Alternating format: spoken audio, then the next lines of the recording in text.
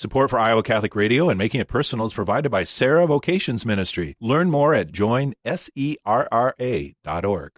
Making It Personal with Bishop William Joensen on Iowa Catholic Radio and iowacatholicradio.com.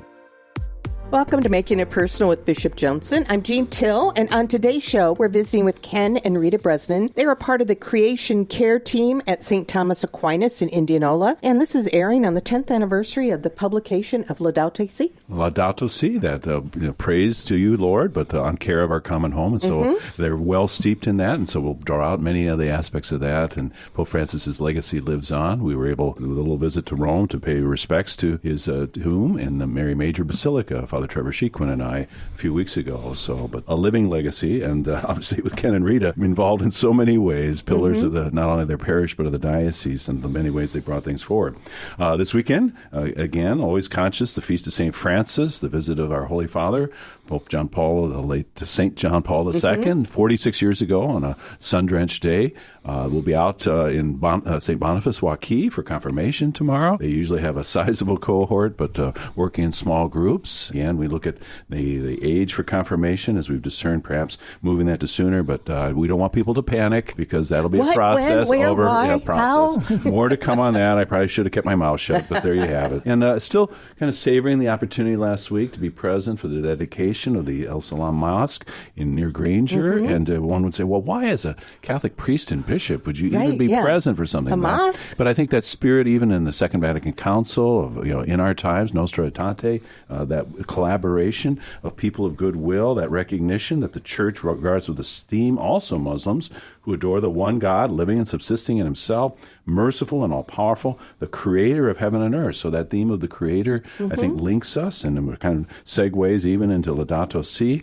They also honor Mary as Virgin Mother and call upon her with devotion and await the day of judgment when God will render their deserts to all who've been raised up from the dead. And they value the moral life and worship God, especially through prayer, almsgiving, and thanksgiving. And so, one of the great moral responsibilities for us is how are we stewards of the creation that God has given us? And I'm sure both Ken and I have our copies of Laudato Si in front of us. He can probably just recite it from memory. I may not be quite as fortunate, but this sense that the word creation has a broader meaning than simply nature because it's implicating the one who has a personal relationship with the work of his hands, that way in which every creature has its own value and significance, to be regarded as a gift from the outstretched hand of the Father of all, and as a reality illuminated by the love which calls us together into universal communion. It's not just by pure necessity or by chance, but by choice that God has brought the world into being. And that creation is in the order of love, reflecting the Father's tenderness. Even those fleeting lives of the least of beings is the object of his love. I was dining out at a restaurant not long ago, and the gnats were swarming around us. Sometimes I don't always see the wisdom of God's plan with certain of God's creatures that might be part of this. Or why did they have to put the the gnats and mosquitoes on the ark? I know. That's what I wanted. Well, because the birds need to eat. Oh, okay. There we go. Right. The interlinking. So Rita gets it. I'm a little slow on the uptake sometimes to see things from the picture of the whole.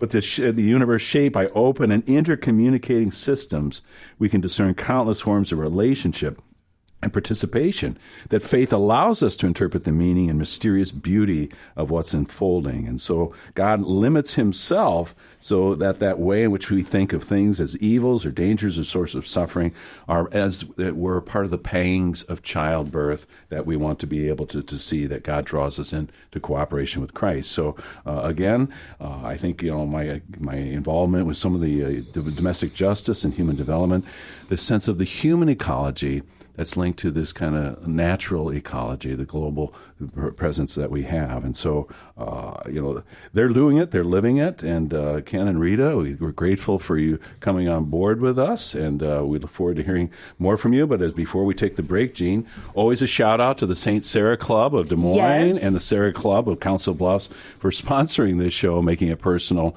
with Bishop Joensen. So their ongoing relationship with us is a source of blessing and allows us to get the message out. Thank you, Bishop. We're going to take a quick break. When we return, we will be with Ken and Rita Bresnan, a part of the Creation Care Team at St. Thomas Aquinas in Indianola on the 10th anniversary of the publication of Laudato Si. You're listening to Making It Personal with Bishop Joensen on the Iowa Catholic Radio Network and the Spirit Catholic Radio Network. Welcome back to Making It Personal with Bishop Joensen. And on today's show, we're visiting with Ken and Rita Bresnan, Creation Care Team. They're probably the whole team at St. No, there's more. No. St. Thomas Aquinas in Indianola on the 10th anniversary of the publication of Laudato Si. And Jean, you and the Bresnans go way back, right? Way back. This is not... Yeah. This is like homecoming. Mm-hmm. Beautiful. So both Rita and Ken, thank you for being with us and making it personal. We didn't have any musical interlude here, but Rita, if we'd had to, you could have provided the music, right? Right. Multi-instruments, vocal, everything. Actually, I was a vocal major, but also organ. So for years, like Jean said, over 50 years, I played the organ, and then I song-led, and always had something to do with music in church. Mm-hmm. Wonderful. So praising God in the Laudato Si, that was a natural for you. I always love the statement, we pray twice when we sing. Mm-hmm. Wonderful. And, to be at St. Thomas Aquinas in Indianola is always robust, a liturgical experience. And the people sing there. And, and then you have flutes and other instruments woven in. It's a great experience. Well, we would yell at them if they didn't sing. Well, Jeannie was quite instrumental in the music. No pun intended. Yeah. Well, yes, no pun intended. We missed her when she left. Well, thank you. So celebrating well over 50 years, the golden anniversary of marriage is in the rearview mirror for you guys. But how did you meet? And did you have common interests even then in spirituality and things, or is that something that's kind of? Or do you remember, Ken, when you met? I was sophomore year in St. Ambrose. It was kind of a new environment, the dorm I was in and everything else. Actually, I'd been in the seminary the first year, the preliminary seminary. Well, I wondered about that. And just for 3 weeks, and then the rector said, Ken, you don't have a vocation. So, I moved out, but then I heard about girls. You need to talk to our new seminarian, Paul Havron, age 60, who went to St. Ambrose first. Yeah. So, then I decided, well, I understand people have dates and things like that. And my roommate set up a thing. There were 3 girls, 3 guys. She was one. And went out. She and I kind of got together. We kind of talked, and then we left. Nothing exciting. I was not impressed. I did not know that, so I called her room the next week, and she wasn't there, but her roommate was, who had also been at the party. So I dated her for 2.5 years. Okay. And then she kind of moved away, and Rita couldn't get out of college. She kept getting more degrees. So we started, and then the rest it's downhill since then. Or it's whatever history. It's history. That's what we say. So this first girlfriend formed you, and then you were a little more impressive than you were the first time. Yeah, Some of the rough edges. She worked on him for 2.5 years. A work in progress. So, but your passion for environmental spirituality, for care and stewardship of the land, and everything else. Ken, your involvement with Catholic Charities and your engagement with parishes, how are some of the strands preceding Laudato Si present in your life? I'm going to let her go first, if I could, and may. Always the gentleman. Thank you. Yes, thank you, Ken. I got interested, years back, but interested enough 7 years ago to go to a Just Faith session, 6-week session on the environment. And at the end of that time, they asked the question, all right, so what do you want to do about it? And being an educator, I decided that I told them that I wanted to do something with my parish to educate them about the environment. So I went home, told Ken, I was very excited about it.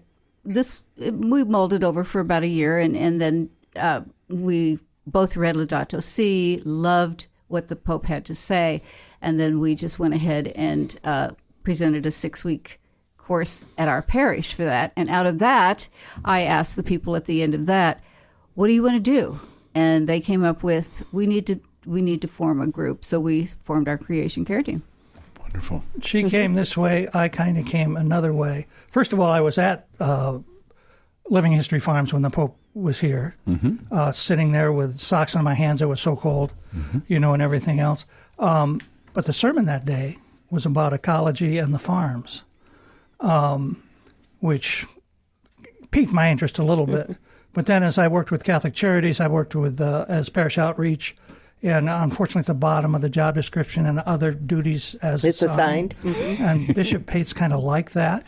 But anyway, I was very fortunate because when Laudato Si came out, he made a major announcement out at a windmill that was just installed at DMARC. And Bud Grant was Father Bud Grant that teaches at Ambrose was over there for that. So I interest there. And then at the World Food Prize, Cardinal Turkson had come, who at that point was in charge of everything. So I'm thinking, why are these guys interested? And I started reading, and I can't drop it. Yeah. Mm-hmm. Mm-hmm. So, the threads converging before the two of you, just faith, trying to look at the Catholic social teaching, that legacy there, bring it to bear on all realms of human life, and the environment obviously is something that really englobes many of the things that we're about. You said it took a year kind of discerning, and then as educators, did you develop your own materials, or could you plug and appropriate some other things to share with folks? Well, we actually did our own research, and we read it, of course, but then we put our own thing together. And we always told people we are not authorities, but it's here for you. We want to just go through it with you, and we've toned it different ways for different groups over the years. But we do love to talk to people about Laudato Si and get them aware of it and see what a beautiful document it is and what the Pope had to say. Yeah, and your passion, and you continue to kind of breathe life into this, and it just doesn't sit on the shelf, but it's something that's very relevant. And we know even prior to his death, Pope Francis was still passionately weighing in on the environment and our need to be stewards of that as well. And I try and tell people, Francis was the third Pope in a row. I start with the Living History Farms thing, and then there's a beautiful book Father Chris Fontanini gave me, Benedict, on the environment. And frankly, as far as I'm concerned, there's nothing in Laudato Si that Benedict didn't say. Francis put it together. He was saying it all in different places. Mm-hmm. In fact, at one point, Benedict was considered the Green Pope. Mm-hmm. Yeah, he's been surpassed and all of that. Mm-hmm. And since our current Pope, Leo, has been in office, is that the term? I don't know. Why not? He's been Pope, whatever it is. I don't like to say he reigning as Pope. Reigning as Pope. Yeah, like that. I've seen about 15 different places he's talked about it in sermons or whatever it is. So, yeah, it's invigorating all the time when you see that. Yeah, this really is part of an organic tradition, no pun intended, and that. But Francis has that way. He had a particular verve and way, just kind of with pithy ways of bringing things alive and kind of sparkling and sizzling things that he brought forward. So when you ask people and you work with them, you reflect for weeks together. What are you going to do? What are some of the things that have emerged then? Some of the practices, whether at St. Thomas or beyond. Well, a lot of people think care of the earth is recycling. I'm good. As long as I recycle my cans and my bottles, and I'm good, and then I can be done. Well, interesting you said that, because that's where we had to start with the parish. There was absolutely nothing being recycled in the parish buildings. So, we got the recyclable container, and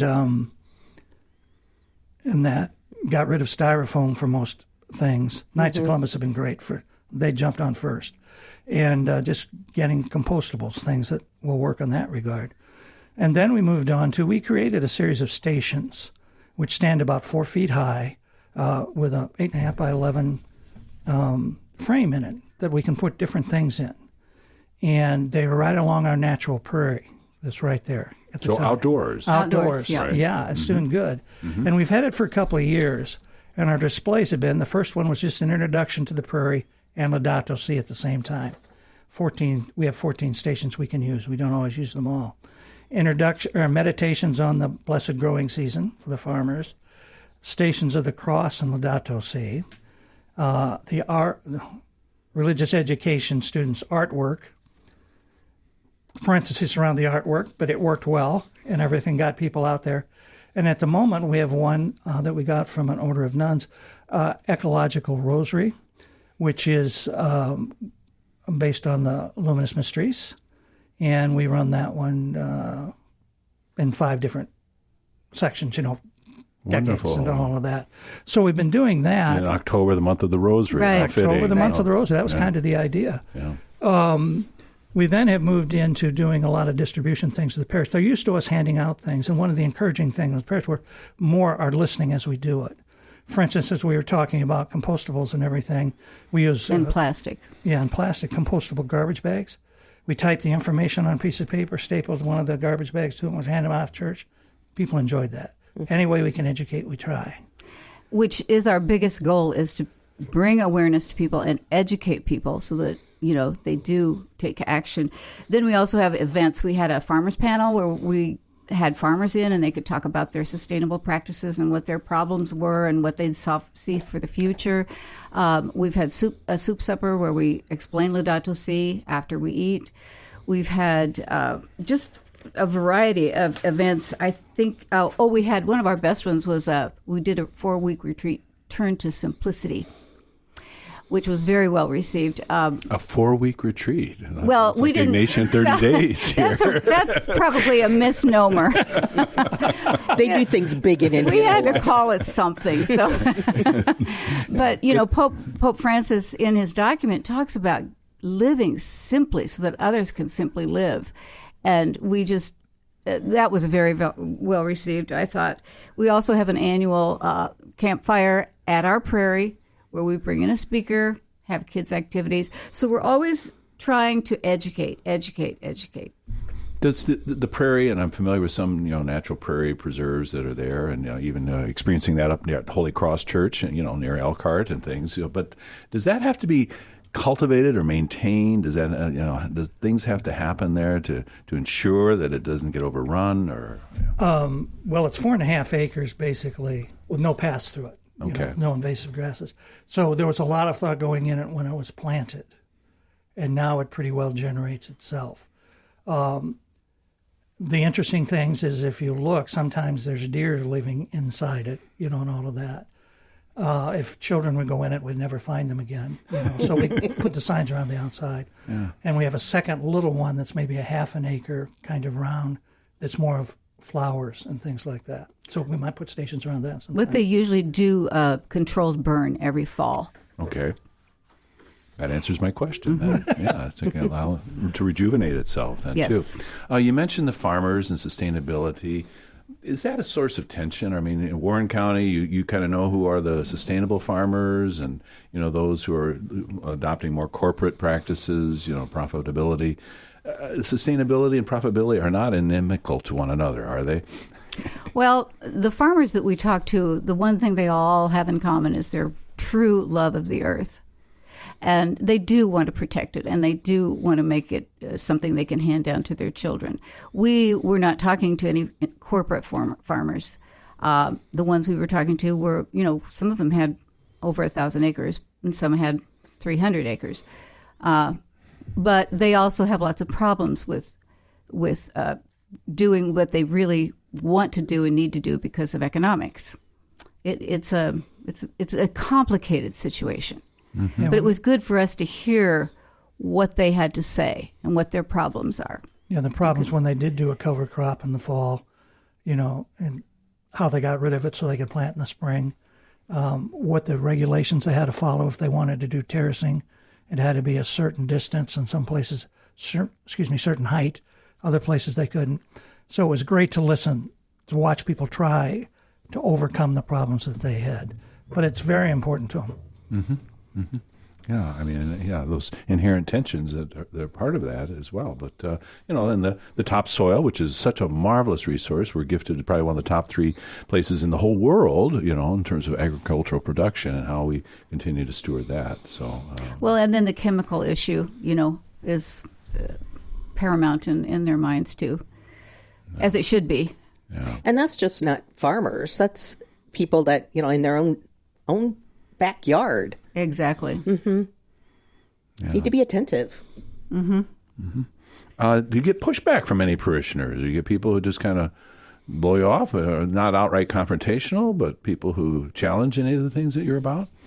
I'm going to say probably not, but I think I can tell who's being polite, not saying anything, that would push back in a type of situation. Mm-hmm. Well, I'm going to push back right now and say we have to take a break. Okay. I serve up the question, and then I pull the rug out from under you. Sorry about that. Well, we'll be back shortly with Ken and Rita Bresnan, part of the Creation Care Team at St. Thomas Aquinas in Indianola. If you want to learn more about what they're doing and how you could do this in your own parish, simply go online to stthomasindianola.com. and just search in there, Creation Care Team. You're listening to Making It Personal with Bishop Joensen on the Iowa Catholic Radio Network and the Spirit Catholic Radio Network. Welcome back to Making It Personal with Bishop Joensen. Thanks, Rita and Ken, for remaining with us. And if truth be told, St. Thomas Aquinas Parish is kind of an outlier when it comes to some of these initiatives, right? Is that something that is a sticking point for you all? By the way, our team is about 8 members. And cool. Yes, we would love to see every parish in our diocese have a creation care team or something similar to that. One of the things that the Pope said in his encyclical was that global warming is an existential threat and it's a moral issue for us all. As part of a member of a huge church, I just feel like it is our moral duty to learn about what's happening and take action. Mm-hmm. Yeah, and from my perspective, I think our next step is the baptized have to realize this is your responsibility, but we need to help it along. And I would hope, I have not noticed the clergy being overactive in this area. That's a delicate way of saying it, a diplomatic way of saying it. Yes, thank you. I appreciate it. So, if they would get any type of little push from their superior, whoever that might be. I don't know who that would be. It probably could help. I don't know. But, and coming off the heels of a workshop dedicated natural rural life, Catholic rural life, right. It seems like a timely moment for us. Maybe the Spirit can nudge us in that way. And I think, especially with a large number of international priests, that can probably bring witness to what's happening in different parts of their countries, if I remember where they're coming from at the moment. Yeah, the premium placed on clean water, and you Yes. know what I mean, and some of the inheritance practices where they share with me in Ghana. If there are 6 children, they keep parsing out the land, and you may be down to an acre or 2 by the time it's gone through several generations. So, so our own corporate structure there. Do you feel that the young in general are receptive to you as you engage them? The famous St. Thomas Aquinas teens? The St. Thomas Aquinas teens, yeah. One of the best presentations we had was to the team, was it a year or 2 ago? Well, there were 76 of them there. They all paid attention. Good questions, 90 minutes. Good discussions. Good discussion. So we were very happy with it, but we hadn't designed any follow-up after that or all of that. None of them are running to join the committee, as high school kids don't. I'm not going to say there's anything different to that. Yeah. Well, and how important it is for them to feel like they're co-creators of something and an initiative, and then they'll take ownership of it. So I think, we can strategize on that too. John Wynn, Social Justice Director, working with Catholic Charities, your old haunt, and also for the diocese. He's a potential asset in all of this. Yeah, I think so, because he came to the parish when he was doing his series on Catholic social teaching. He did the one on Laudato Si at our parish, which was nice to have his take, on it too. Yeah. So that was good. Mm-hmm. Yeah, he was kind of brilliant about that, because at St. Theresa we were very engaged in feeding the hungry and that part of social justice, and so that's what he talked about when he came to St. Theresa. So yeah, he picked. Yeah, he was very intentional. He's a good guy. I vote for him. You can keep him. Have your own children or grandchildren been animated in any way with your own? They've seen their grandparents' passion for this. For the subject, yeah. We see that. We have a son that has a home in Estes Park, Colorado. So they're the ones that are closest to the nature. We have a daughter and son-in-law in Vancouver, which is beautiful, which is flowers, which is plants. Well, in Vancouver and Canada in general, they are very conscious of the environment and what they need to do to protect it. The kids know that they have cloth bags all the time. They know that just certain things are done, and it's their government that really is behind it and helps. So every time we go there, we know what goes where and what recycle, and they all jump on it, and they study it at school. I think they're kind of far ahead of us as far as that sort of thing. We do have a lot to learn from our neighbors to the north and to the south, I think, in this regard. By the way, we do have 6 grandchildren, just FYI. There we go. I had to get that out. Do you want to say their names? That's okay. But one of them's having a birthday today. Congratulations. Happy birthday. Well, thank you for your time and for your witness and your passion, spurring me and others, I think, to be more intentional in regarding the engagement with Laudato Si. This has been another edition of Making It Personal with Bishop Joensen. Thanks to our guests and to all of our listeners. Whether you're in Iowa, Nebraska, Wisconsin, you can all have a creation care team. Thanks for listening to Iowa Catholic Radio Network and the Spirit Catholic Radio Network. You can hear Making It Personal with Bishop William Joensen every week on Iowa Catholic Radio and iowacatholicradio.com. Support for Iowa Catholic Radio and Making It Personal is provided by Sarah Vocations Ministry. Learn more at joinserra.org.